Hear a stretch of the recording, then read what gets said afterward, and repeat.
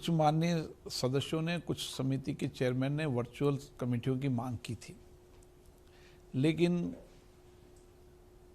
लोकसभा के नियम प्रक्रिया के अंदर संसद की समितियों की बैठक गोपनीय होती है, क्योंकि इसकी कार्रवाई एक लंबी चलती है, लंबी देर तक संवाद चलता है, स्टेट होल्डर आते हैं, कई सरकारी अधिकारियों के साक्ष्य होते हैं।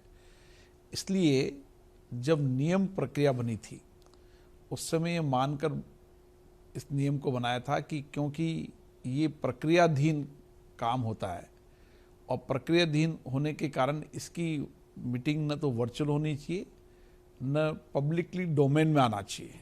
जब कमेटी निर्णय कर ले, फैसला कर ले और उसके बाद उसका प्रतिवेदन जब सदन के पटल पर रख दे, तब इसको पब्लिक डोमेन में लाना चाहिए। इसीलिए हमारे पूर्व अध्यक्षों ने इस नियम को बनाया था। कुछ मान्य सदस्यों का आग्रह है, हम उनके आग्रह को भी हमारी रूल्स कमेटी, नियम समिति के अंदर लेकर जाएंगे, वहाँ चर्चा करेंगे। जो वहाँ सहमति बनती है उस सहमति के आधार पर जो निर्णय होता है उसको हम फिर सदन का मत जानते हैं और सदन में जब सर्वसम्मति बन जाती उसके बाद हम रूल्स में परिवर्तन, ये हमारी प्रक्रिया है। हम हर मान्य सदस्यों का सम्मान करते हैं, चाहे एक दल का सदस्य हो चाहे एक मान्य सदस्य हो। वो भी कोई विषय उठाता है तो उसकी गंभीरता से हम चर्चा करते हैं। लोकतंत्र के अंदर कोशिश ये होना चाहिए कि बहुमत होने के बाद भी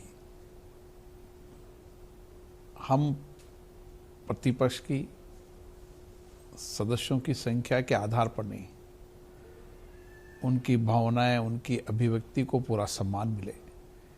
इसलिए मैंने कोशिश की कि एक दल का भी मान्य सदस्य हो तो उसको पर्याप्त अवसर समय समय पर संसद में दिया, ताकि वो अपनी बात सदन के पटल के माध्यम से जनता तक पहुंचा सके। और ये लोकतंत्र की विशेषता होनी भी चाहिए कि संख्या बल के आधार पर नहीं,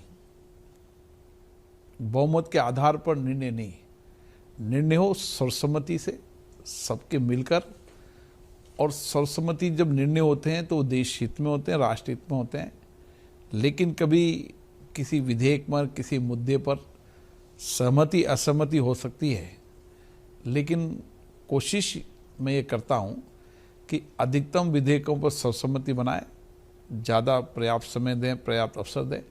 और माननीय सदस्य भी अपनी बात को रखते हैं और सरकार से भी अपेक्षा की जाती है कि वो एक माननीय सदस्य की भी बात को गंभीरता से ले और उसको इनकॉर्पोरेट करें। दल बदल कानून 1985 में 10वीं अनुसूची के संविधान में इसकी पूरी व्याख्या की गई है और दल बदल कानून की पूरी नियम प्रक्रिया होती है।